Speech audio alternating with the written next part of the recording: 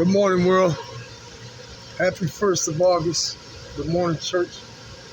Some people call me poet, some people call me prophet. My presentation name is not for sale. It's a gift God gave this man. You can't put a price on it. Take all those names, throw them away. They don't mean anything. The only name I want you to remember on this platform is Jesus. And that's the name I want you to remember when I leave now. Let me break some. I'm going to give y'all a jewel this morning. Okay, because a lot of people, they go into my tapes and they look at one tape and they think that they know me. And I tell you, you have to really, to get a grounded vision of what God's doing in my life. I try to tell people you have to take like nighttime or whatever time of day your lunch break, and always take a look at a tape. You understand what I'm saying? It's going to give you, because everybody's not seeing the same things. People's perceptions. And even mine, I'm growing every day, but the devil wants to see this perception of how they see reality.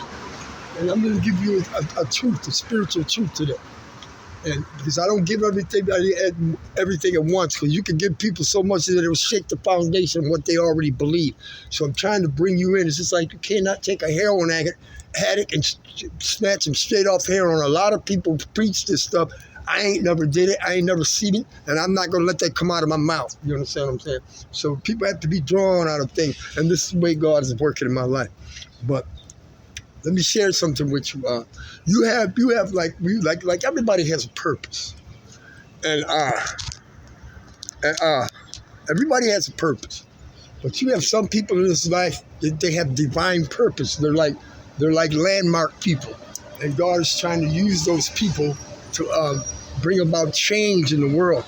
And what happens, and so Scripture tells you, says that every man has an appointed time. You understand what I'm saying? But what people don't understand is that, you can add to your time, and you can also take away from your time. And this is what happens. When you run into somebody that has a divine purpose, and it's not, they don't have it because anything they learn. God has just blessed some people. He said he'll bless whom he'll bless, and he'll curse whom he'll curse. So you can't get mad at some people's blessing. You know what I'm saying? But when you try to alter them people's purpose, if it's divine purpose, guess what happens? God takes time for your life and gives it to that person. And what happens is you give them more time on this planet. And so let me share with you, let me example. And say if God wanted you on Broadway Junction last year, somebody came in and started pulling out the spiritual screwdriver and started altering your life. He said God's purpose is going to come about anyway. You're not going to stop. You understand what I'm saying? But what will happen is that purpose will still come about, but it's going to take time from your life because you tried to alter God's purpose. And let me give you a scriptural reference.